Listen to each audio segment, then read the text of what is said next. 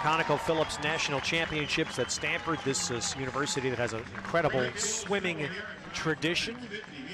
And here we're going to see a couple of Olympians and some very familiar names that will take part in this 50-meter freestyle final. One of the two contestants from the World Championships will be in this field. The other, Jessica Hardy, who we've seen, did not compete in the 50 free.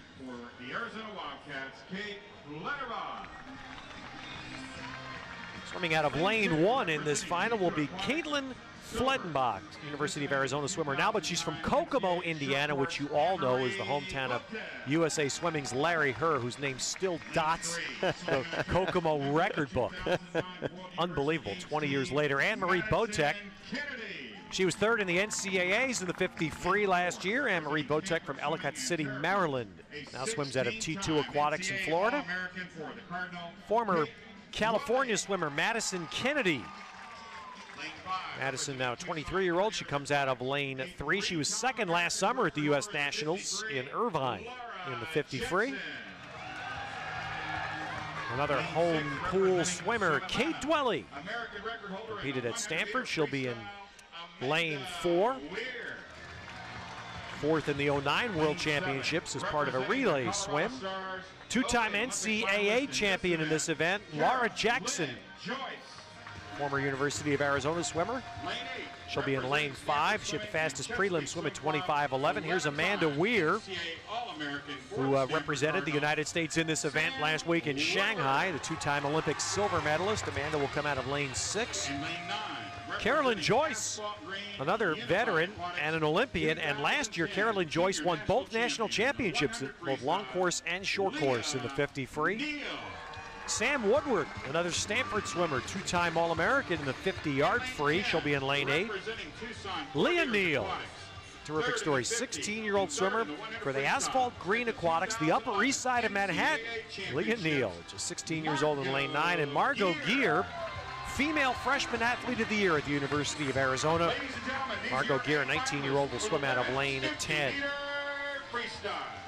But you look at the experience, Rowdy, of Amanda Weir and Carolyn Joyce, and that has to be your focus here. And that experience is going to pay off because this is all about start and finish. And that's so mental, Ted. It takes tremendous physical capabilities, but the mental part of this race is even more so. And you can see that fin. See the fin right there? On the back of that block, that's what they'll use. And this is what's going to shape up right there in the middle of the pool. Lanes 4 through 7, perhaps even 8. Only 39 100ths, though, separated these 10 swimmers. That's less than 4/10 separating 10 swimmers. So really anybody could kind of step up if with a great start and a great finish. That was a great start right there by Laura Jackson in the middle of the pool, lane 5. Lane 5, the top qualifier, remember. And Jackson has the lead coming to the wall. Can she hold it? Boy, things really tightening up here at the finish. But it is Laura Jackson. 24.98, Laura Jackson, and she wins the national championship in the 50 free. Madison Kennedy got second for the second year in a row, and Carolyn Joyce third. And this is what needs to happen. The United States needs to make a habit of swimming under 25 seconds. You see Laura Jackson to the left right there. These are the 3 lanes that we wanted to concentrate early on. It ended up being Jackson because she has that great speed, that early speed that she used to her advantage. Way over there to the left, that's Madison Kennedy sneaking in there for the second. But look at how big of a lead that she built, Laura Jackson did at the end. And look at that, she's a little half-stroke finish there.